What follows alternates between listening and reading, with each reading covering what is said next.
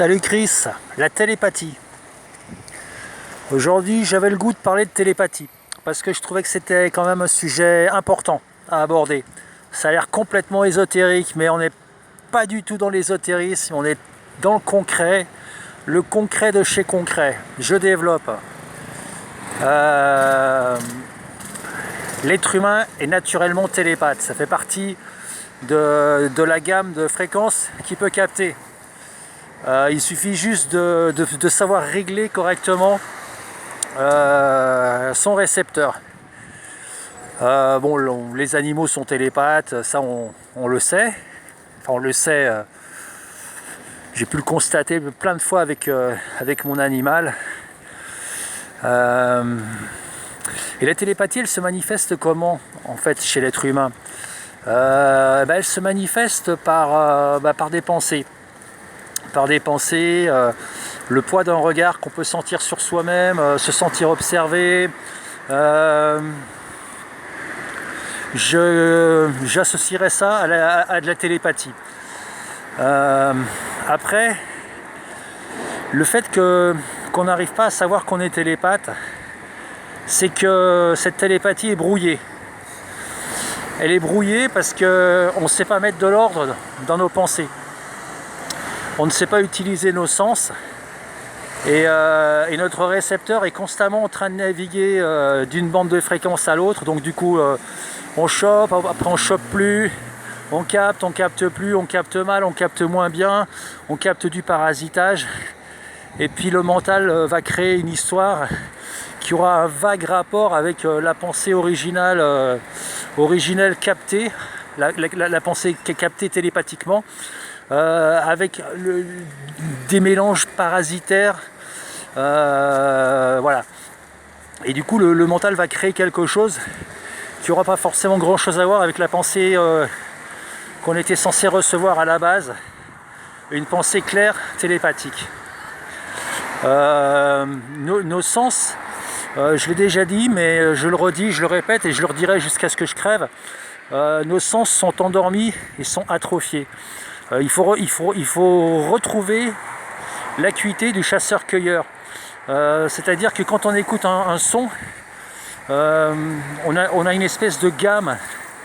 On peut écouter le son très fort et puis on peut affiner jusqu'à essayer d'écouter dans le silence et le moindre bruit dans le silence en fait. Ça marche aussi pour la vue, ça marche pour le toucher. Ça marche aussi pour le goût. En fait, ça marche pour nos 5 sens. Donc, ça marche aussi pour la pensée. Ça veut dire que tu peux très bien affiner la sensation dans ta tête pour la rendre très très légère. Après, le parasitage, il va s'éviter. Parce que tu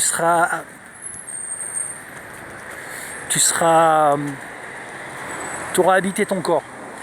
Le fait d'habiter la structure corporelle va faire que tu peux plus être parasité et du coup les réceptions sont toujours très claires.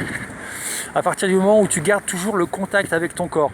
Alors moi, ce que je fais en général, j'associe toujours un geste avec la respiration. J'ouvre la main quand j'inspire, je ferme la main quand j'expire, discrètement, de manière à ce que j'ai toujours un contact entre mon corps, ma respiration, et ça me permet d'éviter le vagabondage des pensées, et ça permet d'avoir une réception extrêmement claire. Alors attention, parce que l'expérience, elle a l'air comme ça, assez neuneux, hein.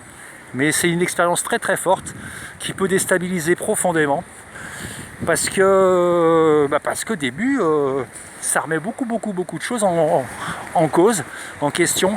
Le système de croyance il va se trouver complètement ébranlé parce que d'un coup on va toucher quelque chose qui n'est pas l'image de ce quelque chose.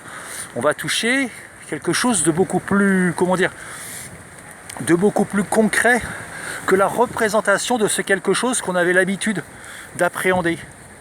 Je ne sais pas si c'est très clair, mais ça va devenir clair lorsque tu vas commencer à comment dire, à respirer avec en associant la respiration avec le geste. Alors attention, parce que la respiration, c'est pas une respiration forcée.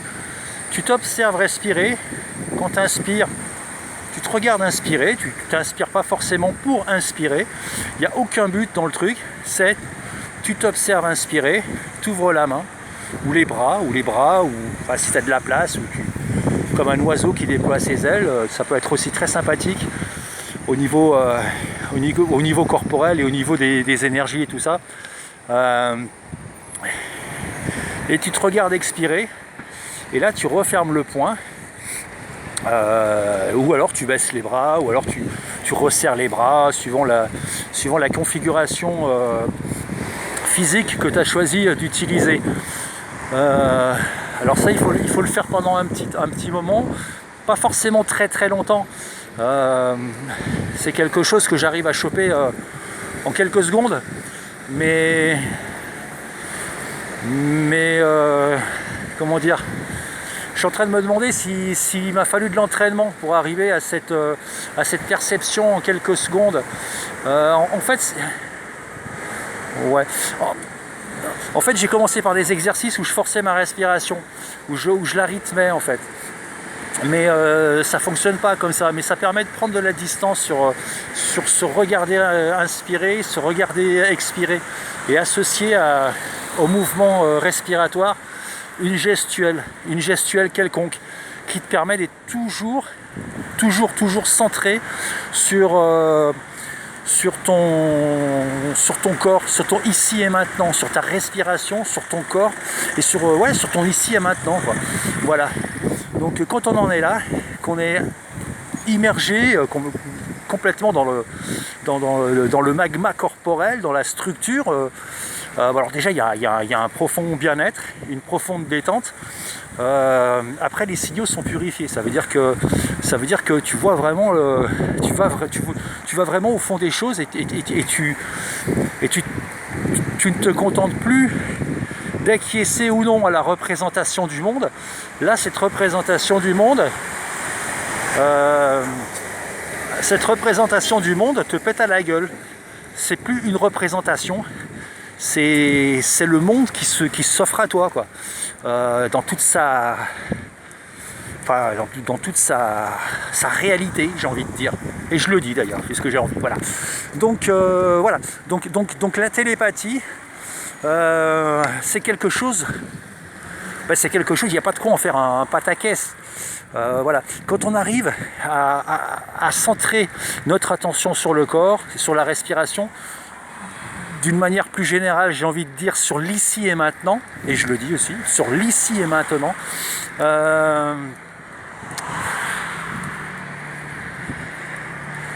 les choses changent.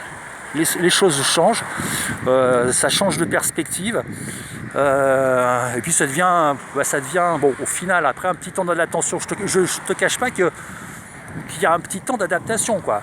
Ça veut dire que c'est profondément perturbant, quoi. Enfin, c'est perturbant.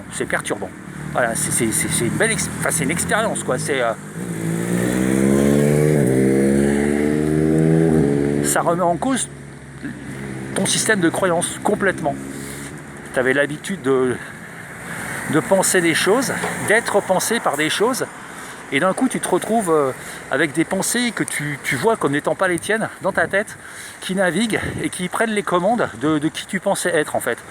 Donc voilà, déstabilisant, parce que et puis on se sent très seul, attention, hein. Mais bon, on se sent très seul, mais de toute façon on est seul. Mais c'est pas une solitude creuse, c'est une solitude pleine. Voilà, bref. Donc c'est à toi d'expérimenter cet état d'être. Voilà, et cette télépathie, elle est accessible. Voilà. Alors c'est bien ou c'est pas bien. Moi perso, je trouve pas que ce soit terrible, parce que percevoir la détresse des gens autour de moi, leur dépression, leurs états émotionnels mal gérés, leurs faux semblants, tout ça, Au bout d'un moment, c'est fatigant. Mais j'avoue que ça a été très très libérateur pour moi parce qu'à un moment donné, je croyais que j'étais dépressif. Enfin bon, voilà, je croyais que... En fait non, je chope la dépression des autres, je chope la merde des autres en fait.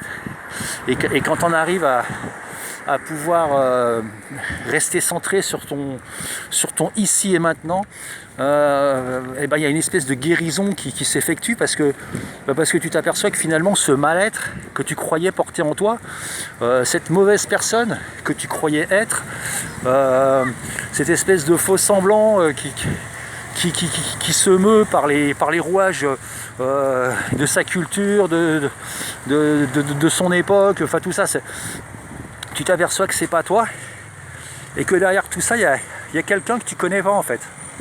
Et ce quelqu'un que tu connais pas, ben, il y a de grandes chances que ça soit toi, quoi. Voilà. Alors ça n'a rien à voir avec de la spiritualité, et puis même ça n'a plus rien à voir avec de la télépathie. Mais il fallait que je puisse rentrer dans le sujet, donc j'ai utilisé la télépathie pour rentrer dans le sujet. Bon, la télépathie, c'est pas forcément... enfin, moi, comment dire, au niveau à laquel je l'utilise, il y a même eu un moment où je voulais vraiment m'en défaire parce que j'arrivais pas à me dissocier des signaux que je captais avec ce que je pensais venir de moi et ressentir. J'étais submergé. Et c'est encore souvent le cas. Mais de moins en moins en fait.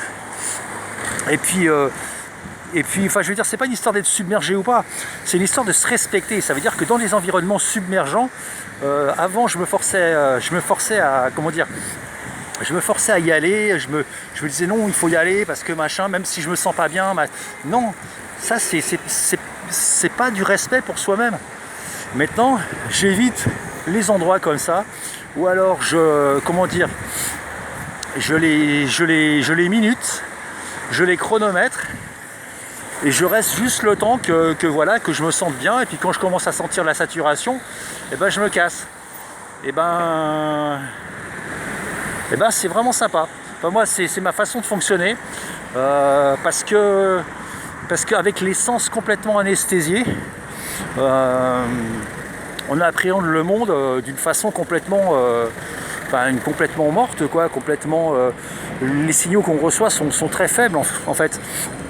Et le fait d'être centré et d'être calé dans l'ici et maintenant va faire que déjà tu vas éprouver de la joie en toi, de la joie, une espèce de joie comme ça, une joie quoi, un petit feu intérieur, un petit truc, un petit machin, une petite flamme, un petit bidule, tu vois.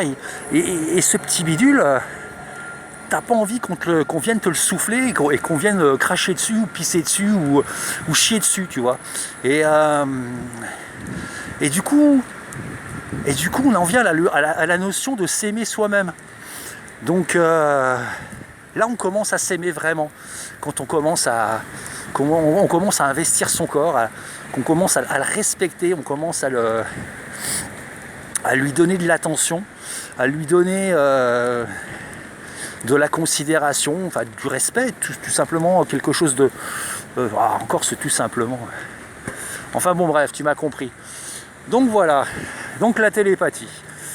Bon, bah écoute, si t'en es arrivé là de la vidéo, c'est que ça t'a un petit peu intéressé.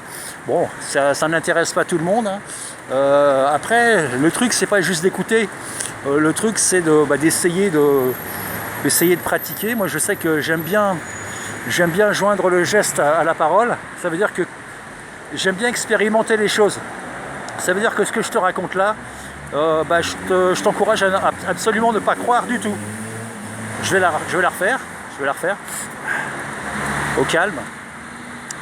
Ce que je te dis là, je t'encourage à ne pas le croire, mais à expérimenter par toi-même. Et c'est de là que tu vas te faire ta propre opinion. Voilà. Donc si tu en es arrivé là de la vidéo, écoute, abonne-toi, mets un pouce, c'est un ordre. Voilà, bon, allez, je t'embrasse et puis à plus. Ciao.